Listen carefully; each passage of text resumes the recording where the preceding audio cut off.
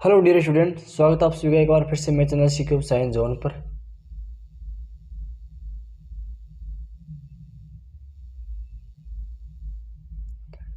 तो जो हमारी बीएससी फर्स्ट ईयर की जो क्लासेस चल रही थी फिजिक्स की, मैकेनिक्स की, उसके अंदर जो हमारी यूनिट नंबर 3 चल रही है, उसकी जो हमारी 12th में क्लास हो गई थी।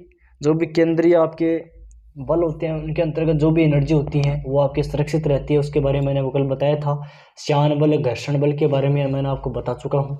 ठीक है, तो आज एक और इम्पोर्टेंट टॉपिक मैं आपके पास में साथ आपके सामने लेकर आया हूँ, और इसको अच्छे से देख लेना क्योंकि एग्जाम में पूछा जाता है और आप सामने देख भी पा रहे होंगे कितनी बार एग्जाम में आया हुआ है। ठीक है, और किस प्रकार से ये हेडिंग आपकी आती है कि एग्जाम में किस प्रकार से आपका क्वेश्चन आता है, वो आपको टाइप मैंने लिखा रखा है। ठीक है, और मेरा टारगेट रहेगा कि आपको जो भी इंपॉर्टेंट क्वेश्चन है वो मैं करवा दूँ, जो भी एग्जाम में आते हैं वही करवाऊँ। ठीक है, फालतू का करवाने में कुछ फ़ायदा नहीं है। इसकी जो आज का टॉपिक होने वाला वो क्या होने वाला है, ध्यान से देखना, अच्छे से समझना पूरे वीडियो में, एकदम शांति से।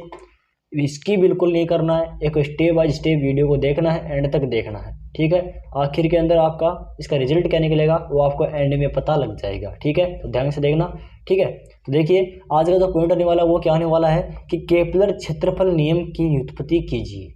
ये तो पहला स्टेटमेंट था कि इस प्रकार से ज्ञात करना है, इस प्रकार से इसका एग्जाम में क्वेश्चन आता है। ये क्वेश्चन आपका 2011 में आ चुका है, 13 में आ चुका है, 16, 9 और 17 में आ चुका है। ठीक है, कई बार कई यूनिवर्सिटियों में ये पूछा गया है। यूनिवर्सिटी का कोई ऐसा मत सोचना कि इस यूनिवर्सिटी में ऐसे पर्सन ये यूनिट है ही नहीं। सभी यूनिवर्सिटी में सिलेबस सेम है, लेकिन यूनिट आपकी चेंज हो सकती है कि पहले यूनिट को 4th कर दिया, 4th को आपका पहला कर दिया, 3 को 5 कर दिया, 5 को 3 कर दिया। यूनिट चेंज हो सकती है लेकिन क्वेश्चन चेंज नहीं होंगे, टॉपिक वही रहेंगे, सेम रहेंगे। कोणीय संवेग संरक्षण से केपलर के द्वितीय नियम की व्याख्या कीजिए। जो मेन पॉइंट है इसका वो क्या है, एग्जाम में जिस प्रकार से टाइप क्वेश्चन आता है वो आता है किस प्रकार से आता है कि कोणीय संवेग संरक्षण से केपलर के द्वितीय नियम की व्याख्या कीजिए। अब इसकी व्याख्या करने के लिए हम सबसे पहले पढ़ेंगे किसके बारे में, कोणीय संवेग संरक्षण नियम। अब कोणीय संवेग संरक्षण नियम क्या है इसके बारे में देखेंगे, क्योंकि हमें ये जानना जरूरी है, क्योंकि ये नहीं पता रहेगा तो हम आगे पढ़ नहीं पाएंगे। ठीक है, तो सबसे पहले देखिए कोणीय संवेग संरक्षण नियम क्या होता है। आघूर्ण, इसके अनुसार किसी बाह्य बल आघूर्ण की, यानी कि इसके अनुसार क्या होता है, किसी बाह्य बल आघूर्ण की अनुपस्थिति में कोणीय संवेग सुरक्षित रहता है। बात किसकी कर रहा था मैं, कोणीय संवेग संरक्षण का नियम। तो इसमें संरक्षण की बात कर रहा तो कोणीय संवेग आपका क्या रहेगा, सुरक्षित रहेगा। अर्थात इसके अनुसार किसी बाह्य बल आघूर्ण की अनुपस्थिति में केंद्रीय जो कोणीय संवेग है वो संरक्षित रहता है। अर्थात जो जे है आपका वो क्या रहता है, हमेशा कांस्टेंट रहता है। जे क्या रहता है आपका, कांस्टेंट रहता है। अब देखिए किसी निकाय पर लगने वाला, अब जो कोई निकाय है, कोई सिस्टम है, उस पर अप्लाई होने वाला, उस पर लगने वाला जो भी परिणामी बल होता है, परिणामी बल बाह्य बल आघूर्ण होता है, किसी निकाय पर लगने वाला परिणामी बाह्य बल आघूर्ण का मान 0 हो तो, अब क्या दिया गया है इसमें थोड़ी सी वो आपको शर्त है कि यदि निकाय पर लगने वाला जो भी परिणामी बाह्य बल आघूर्ण होता है वो यदि क्या हो, 0 हो तो, क्या हो, 0 हो तो उस कण पर निकाय में कुल कोणीय संवेग का मान नियत रहता है। अब इसमें एक शर्त है, कंडीशन क्या है, कंडीशन ये है कि जो परिणामी बाह्य बल आघूर्ण है उसका मान क्या होना चाहिए, 0 होना चाहिए। क्या होना चाहिए, 0 होना चाहिए। 0 होगा तभी क्या होगा, आपका निकाय का कुल कोणीय संवेग क्या रहेगा, आपका नियत रहेगा। क्या रहेगा, नियत रहेगा।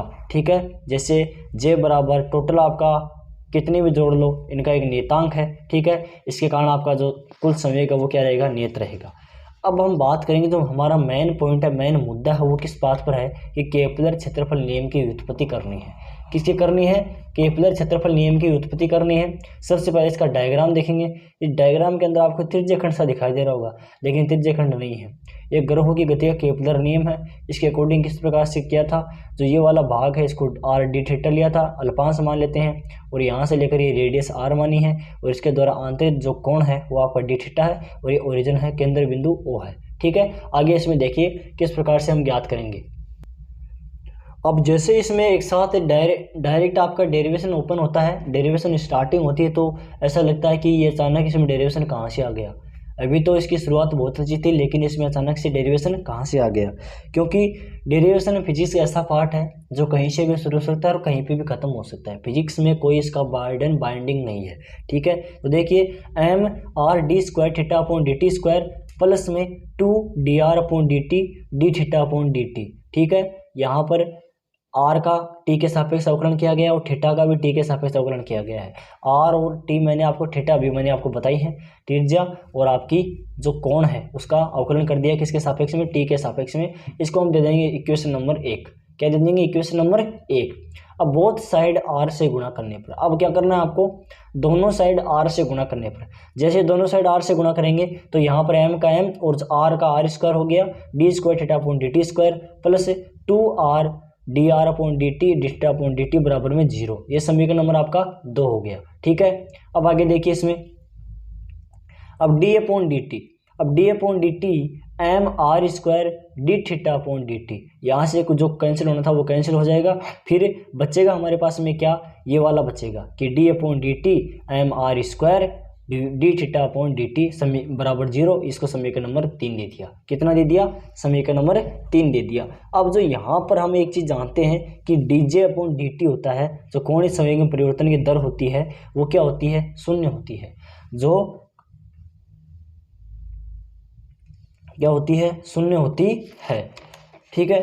अब अगर वो शून्य होगी तो ही हमारा जो नियत रहेगी, टोटल जो कोणीय संवेग है वो क्या रहेगा? नियत रहेगा। तो D J upon d t बराबर 0, इसको समीकरण नंबर 4 दे देंगे। और जो आपका m r square d phi upon d t है वो क्या रहेगा? एक नियतांक रहेगा। ये मैंने आपको पहले ये बता चुका हूँ कि जो कोणीय संवेग है वो नियत रहेगा। देखो इसमें दिखा रखा है कि बला गुण का मान शून्य हो तो उस पर बल निकाय कुल कोणीय संवेग का मान नियत रहता है। ये आपका बला गुण है, बला गुण का मान क्या हो गया? शून्य हो गया। जो भी आपका कुल कोणीय संवेग है उसका क्या हो जाएगा? नियतांक हो जाएगा, नियत हो गया। समीकरण नंबर इसको दे देंगे 5 दे देंगे। समीकरण नंबर 5 देने के बाद आगे देखिए कि समीकरण 4 कोणीय संवेग संरक्षण नियम को दर्शाता है। अब जो समीकरण 4 है आपका वो किसको आपको डिनोट करता है? जो कोणीय संवेग संरक्षण का नियम है उसको डिनोट करता है, कोणीय संवेग संरक्षण नियम को दर्शाता है। समीकरण 3 को हाफ एम से गुणा करने पर, अब समीकरण 3 को, जो समीकरण नंबर 3 आपको दिखाई दे रही होगी ये वाली, जो समीकरण 3 है d upon d t m r square d theta upon d t, इसको क्या करेंगे? हाफ एम से गुणा करने पर, जैसे इसको 1/2 एम से गुणा करेंगे तो हमारे पास में क्या आएगा कि d upon d t half r square d theta upon d t बराबर 0 और half r square d theta upon d t बराबर में क्या हो जाएगा? आपका नियतांक हो जाएगा। क्या हो जाएगा? नियतांक हो जाएगा। देखो यहाँ से d upon d t 1/r r square, तो 1/r square d theta upon d t, क्योंकि यहाँ से जो ये मल्टीप्लाई में तो उधर जाएगा 0 में, तो ये 0 हो गया और बाकी ये वाला बच्चा, ठीक है। ये क्या होगा? आपका नियतांक है।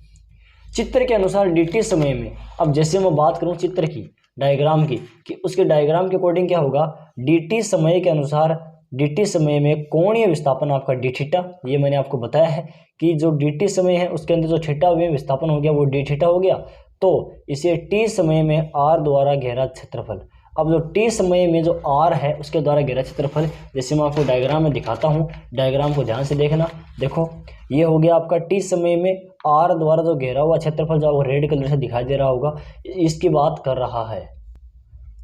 अब चित्र में dt समय में यदि कोणीय विस्थापन d थीटा है तो इसे t समय से r द्वारा घेरा गया क्षेत्रफल क्या हो जाएगा? आपका dA बराबर आपका 1/2 r डी थीटा बराबर 1/2 r स्क्वायर डी थीटा। जैसे इसको r को मल्टीप्लाई करेंगे तो आपका r स्क्वायर डी थीटा हो जाएगा, ठीक है। तो dA upon d T 1/2 r square d theta upon d t. अब देखो यहाँ से हम निकालेंगे किसको? 1/2 r theta r square d theta upon d T. ये क्या हो गया? आपका क्षेत्रीय वेग। क्या हो गया? आपका क्षेत्रीय वेग हो गया, ठीक है। केपलर का क्षेत्रीय नियम की व्युत्पत्ति, क्षेत्रीय वेग की व्युत्पत्ति। अतः केंद्रीय बलों के लिए कोणीय संवेग संरक्षण या फिर कोणीय संवेग के संरक्षण के नियम क्षेत्रीय वेग की निश्चितता को दर्शाता है। अब जो केंद्रीय बलों के लिए जो कोणीय संवेग संरक्षण का जो नियम होता है वो किसको दर्शाता है, किसको डिनोट करता है? आपका जो क्षेत्र की जो निश्चरता होती है, किसकी? वेग की, जो वेग की जो निश्चरता होती है उसको दर्शाता है। इसके अनुसार क्या होता है? इसके अनुसार सूर्य के सापेक्ष प्रत्येक ग्रह नियत क्षेत्र वेग से गति करते हैं। क्या करते हैं? जो टोटल जो ग्रह होते हैं वो आपके नियत क्षेत्र वेग से गति करते हैं। ठीक है, आई होप सबको अच्छे से समझ में आ गया होगा। और किसी को यदि कुछ दिक्कत हो तो आप इसको रिवाइज कर लेना और रोक के आप इसके नोट्स अच्छे से क्लियर कर लेना, अच्छे से समझना है। जितनी बार इसको रफ में लिखोगे, प्रैक्टिस करोगे, उतना ही ज़्यादा बेटर आपको अच्छा तैयार होगा। एग्ज़ाम आपके नियर है, अच्छे से तैयारी करो। आई होप सबको समझ में आ गया होगा। और कमेंट के जरूर ना वीडियो कैसा लगा। अभी तक चैनल को सब्सक्राइब नहीं किया, सब्सक्राइब कर लीजिए और जो ब्लैक बेल आइकन है आपका साथ में नोटिफिकेशन उसको ऑन कर देना, ताकि जैसे मैं क्लास डालूँ अगली उसका नोटिफिकेशन आपको मिल जाए। और अपने फ्रेंड सर्कल में शेयर किया करो, तो आप लोग सपोर्ट करोगे ना, तभी हम आगे क्लासेस कंटिन्यू रख पाएंगे। Thank you. तो थैंक्स फॉर वॉचिंग।